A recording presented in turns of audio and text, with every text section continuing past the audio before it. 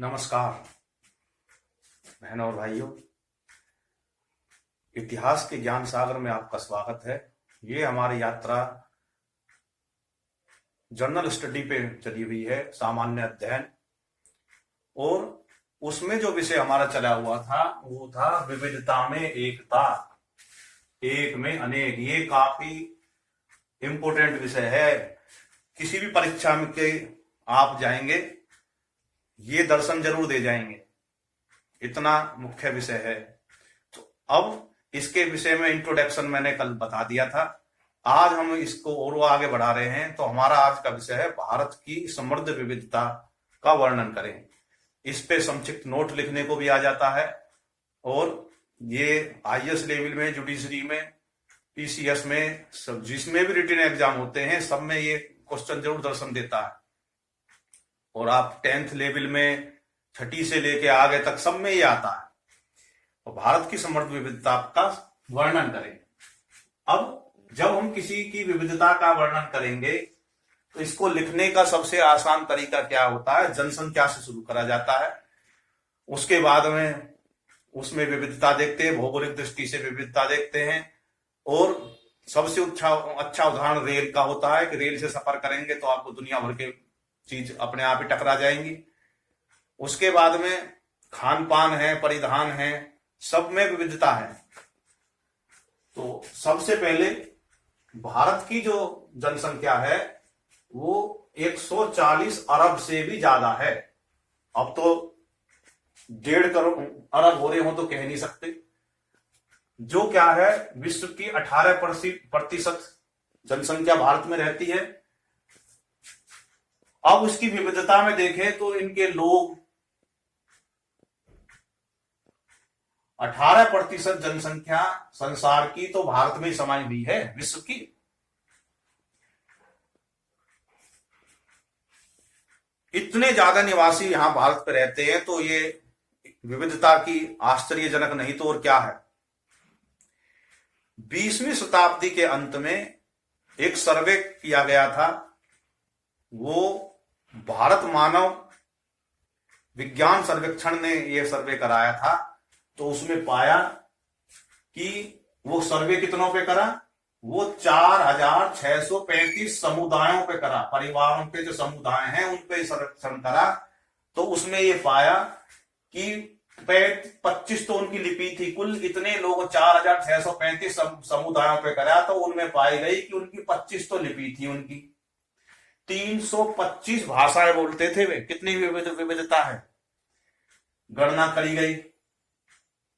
जो जन्म स्थान से दूर रह रहे थे, रहते हुए पाए, वो भारत में ही परिवासी बने हुए थे। यानी कि कोई बंगाल में पैदा हुआ है और वो दिल्ली में रह रहा है, तो एक प्रवासी की जिंदगी जी रहा है। तो अब ये देखो, एक देश में ही प्रवासी हो गया। प्रवासी किसे कहते हैं? अपने जन्म स्थान से दूसरे स्थान पे जाके बस के काम काज करे, वो प्रवासी कहलाता है। उसकी भाषा अलग है, बोलने का ढंग अलग है, खान पान अलग है, और वहां रह के घुल मिल रहा है। तो ये भारत की विविधता है, और विविधता में एकता का एक झलक है। ये सारे उदाहरण जो है, आप कहीं विविधता में एकता में है वहां भी आप उपयोग कर सकते हैं। तो भारत की विविधता का परिचय ये सर्वेक्षण ने दिया कि कितनी विविधता और किसी देश में पा जाएगा क्या? ऐसा है, एक ही भाषा को ठाए फिर रहे, एक ही लिपि को ठाए फिर रहे वहां पे। यानी कि 4635 समुदाय पर सर्वेक्षण किया तो 25 लिपि पाई गई और 325 भाषाएं मिली। जन्म स्थान से दूर रहने पे जो है प्रवासी हो गए। प्रवासी किसे कहते हैं? अपने जन्म स्थान से दूसरी जगह जाके बस जाए, उसको प्रवासी बोलते हैं। इन सब बातों को देखते हुए एक इतिहासकार हुए ब्रिटेन के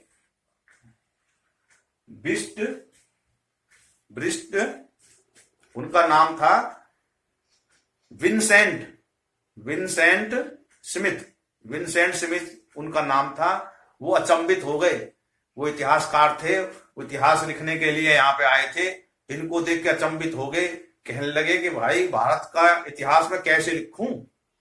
ये तो उन्होंने अपने उत्तर में जो तथ्य निहित किए, उन्होंने कहा कि ये तो विविधता में एकता को प्रदर्शित करने वाला अनोखा एक उपक्रम है कि भाई इतनी विविधता है और फिर भी एक आयन में हम तोड़ नहीं पा रहे इनको। तो उन्होंने इतिहास लिखते समय कहा मैं क्या लिखूं इनके इस बारे में, तो उन्होंने एक शब्द लिखा, विविधता में एकता। विविधता में एकता का अर्थ है हम एकता से, इस प्रकार की एकता जो एक में अनेक हैं और अनेक में एक हैं, इन दोनों तरीके से व्यक्त करी जा सके। उसके बाद में इसका उदाहरण आप देख सकते हैं, एक ताजा उदाहरण रेल के सफर का। अब रेल के सफर में करेंगे तो आप मोटे से मोटा आदमी ले लो, छोटे से छोटा ले लो, गुट्टे से गुट्टा ले लो, गोरे से गोरा ले लो, और चाहे गिरे थोड़ा गिरता रंग का ले लो, सब तरह के आदमी पा जाएंगे। देखो विविधता कितनी है। उनकी भाषा देख लो, कोई तोए मोए बोल रहा है, कोई कहां को बोल रहा है, कोई वहां को बोल रहा है, कोई कित्थे बोल रहा है, कोई ओ साढ़े नाल आ जा, कोई किस तरीके से बोल रहा है। कोई उनका परिधान देख लो, कोई कोट पहन रहा, कोई पैंट पहन रहा, कोई धोती बांध रहा, कोई कुर्ता पहन रहा, कोई जींस पहन रहा, कोई लोअर पहन रहा, सबके अलग अलग परिधान है। कोई घुटना वाला पहन रहा, कोई बड़बूडा पहन रहा, सबके अलग अलग परिधान है।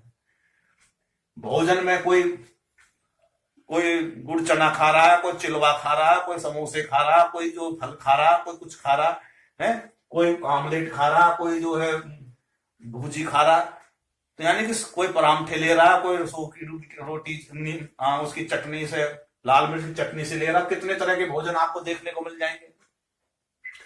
उनकी संस्कृति देख लो, कोई तिलक लगाए हुए है, कोई लंबा तिलक है, कोई आड़ा तिलक है, कोई जो है कलाया बांधे हुए है, कोई टोपी ओढ़े हुए है, कोई गमछा पे बांध गेरे हुए है, कोई साफा बांधे हुए। कितने तरह के परिधान मिल जाएंगे, कितनी तरह की संस्कृति है। उनका यात्रा का कारण देख लो, कोई नौकरी करने के लिए जा रहा है, कोई अपने रिश्तेदारी में जा रहा है, कोई जो है सब्जी खरीदने को जा रहा है, कोई व्यापार करने को जा रहा है, कोई घूमने के लिए जा रहा है, पर्यटन करने के लिए जा रहा है। इसमें भी विविधता है कि भाई झोला उठा कर चलते, कहां जा रहा है, घूमने जा रहा। तो देखो रेल के सफर में आपका उदाहरण है विविधता का, समृद्ध विविधता है ये। बूढ़े से बूढ़ा आदमी ले लो, जवान से जवान ले लो, बच्चे से बच्चा ले लो, कितनी विविधता है। एक तरह की जिंदगी नहीं है भारत में कि एक तरह की जिंदगी को उठाए फिर रहे हैं। कोई बीड़ी पी रहा, कोई सिगरेट पी रहा, कोई तंबाकू चाप रहा, कोई खैनी लगा रहा है। कितनी नशे की विविधता कितनी प्रकार की है। कोई बीड़ी पी रहा, कोई गांजा, कोई सुल्फा पी रहा है। ये रेल से ही पता पड़ जाएगी आपको कि कितनी विविधता है। किस प्रकार से कुछ चढ़ने का ढंग देख लो, उनका बैठने का ढंग देख लो, बोलने का, कोई हंसी मजाक कर रहा, और वहां पे फिर वो कीर्तन करते हैं, कोई घंटी बजा के कर रहा, कोई गा के कर रहा, कोई वैसे ही, कोई इस तरीके से। सब तरह की विविधता का समृद्ध विविधता है भारत की। इसका उदाहरण रेल है। इसके बाद में विविधता को प्रकट करने का है सभी के लिए भोजन। भोजन में देखो, भारत के नक्शे को उठाकर देख लेंगे तो जो जम्मू कश्मीर वाला एरिया वहां राजमा पाएगा, फिर पंजाब वाले एरिया में राजमा ज्यादा, राजमा चावल, और राजस्थान वाले एरिया में लोबिया, वो चावल के साथ में लोबिया खाएंगे। बासमती चावल बिहार में, उत्तर प्रदेश में, पंजाब में चावल बनेगा। मोटा चावल बिहार में बनेगा, बंगाल में बनेगा, ज्यादातर लोग मोटा चावल खाते हैं।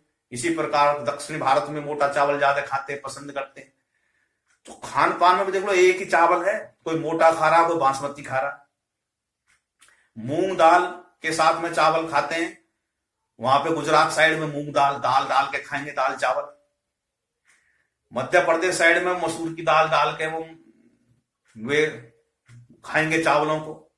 तो मेरा कहने का मतलब है खान पान की विविधता देख लो। कहीं चावल पैदा हो, कहीं बाजरा खा रहा है, कहीं छोले चावल, कहीं बाजरे की खिचड़ी मिला के वो बनाते खाते हैं चावलों में। कोई अन्नकूट बना के खाता, श्री कृष्ण भगवान को भोग चढ़ाते हैं। कोई अचार के साथ में चावल खा रहा। दक्षिण भारत में जाएंगे तो अचार के साथ में, और उसी में मांस का बिरयानी बना ली, मुर्गा बना लिया, उसी के साथ में निचोड़ के खा रहे। तो मेरा कहने का मतलब है कि जो है कहीं छोले से खा रहे हैं, कहीं चावल उससे खा रहे हैं, कहीं पनीर डाल के खा रहे हैं, कोई पुलाव बना के खा रहा है। एक चावल की विविधता देख लो, किस तरीके से खा रहे हैं। जैसी मर्जी उसी हिसाब से सब्जी डाल के खा रहा है कोई। तो इस प्रकार से खान पान की विविधता है। त्योहारों की विविधता है। एक त्योहार को अनेक तरीके से मना रहे हैं। कहीं श्री कृष्ण का जन्म का त्योहार देख लो तो कोई दही हांडी टांग के मनाता है, कोई झूला झुला के मनाता है, कोई लड्डू गोपाल सजा के मनाता है, कोई कीर्तन करके मनाता है। वो सब तरह के उत्सव का ढंग देख लो। दिवाली देख लो, कोई किस तरीके की लड़ी लगाता है, कोई चौक पूर के करता है, कोई जो है पटाखे चलाता है, कोई नहीं चलाता। तो ये अलग अलग तरीके से है। भारत त्योहारों का देश है। इसमें इतने व्यापार ही त्योहारों से चल रहा है। कभी पंजाब से त्योहार उठता है, तो कभी जो है उत्तर भारत से त्योहार उठते हैं, कभी जो है जैन अपने त्योहार मनाते हैं, कभी जो है बौद्ध वाले अपने त्योहारों का उनका सीजन आ जाता है, कभी इस्लामिक त्योहारों का सीजन आ जाता है। त्योहार खत्म ही नहीं होकर देते। यानी कि भारत का व्यापार त्योहारों की वजह से चल रहा है, शादियों की वजह से और त्योहारों की वजह से बिजनेस चल रहा है, वरना यहाँ पे व्यापार चौपट हो जाएगा। सारी कंपनियां हैं, गाड़ी हैं, ये सब त्योहारों के सिलसिले में उठ रही हैं।